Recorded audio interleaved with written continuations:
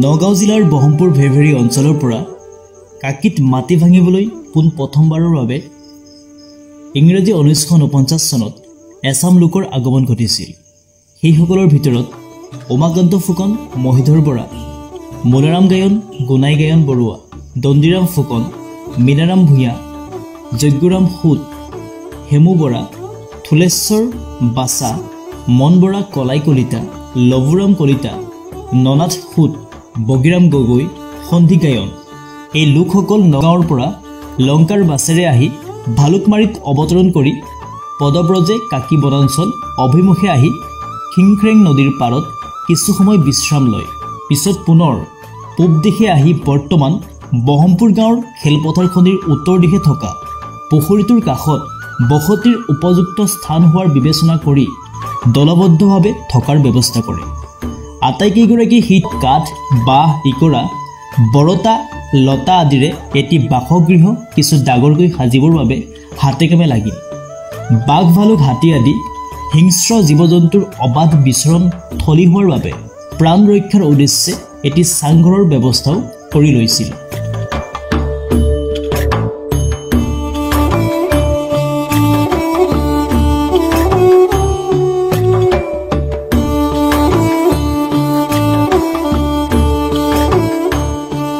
ইয়াৰ পিছৰ বছৰ অৰ্থাৎ 1950 চনৰ বৰ ভূঁইকঁপৰ পিছত নগাঁও জিলাৰ বিভিন্ন ঠাইৰ পৰা আন কিছু লোকৰ বনাঞ্চল খনিলৈ আগমন হয়।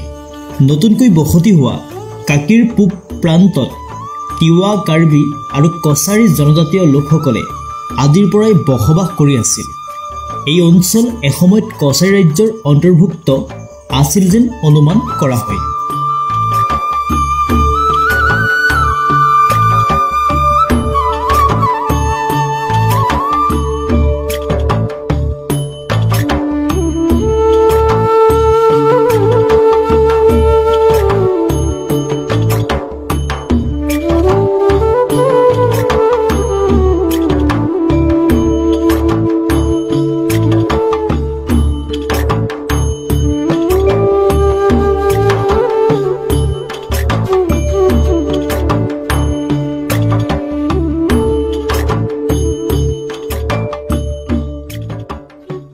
« 1953 চনত বনাঞ্চলৰ মাটি ভাগ বতৰা হোৱাৰ লগে লগে নবমোৱা লোকসকলৰ যাতায়াতৰ সুগমৰ বাবে যথাক্ৰমে 1 নং লংকালৈ অহা যোৱা কৰিবৰ বাবে সংযোগী পথটো আৰু 1 নং কাকিৰ পৰা 2-3 নং কাকিলৈ অহা যোৱাৰ আৰু 1 নং কাকিৰ পৰা কৰৈনীলৈকে অহা যোৱা কৰা এই পথ তিনিওটা বন্ধাই বিভিন্ন ঠাইৰ সৈতে যোগাযোগ নিশ্চিত কৰাৰ ব্যৱস্থা চৰকাৰী খৰচত কৰাই দিছিল।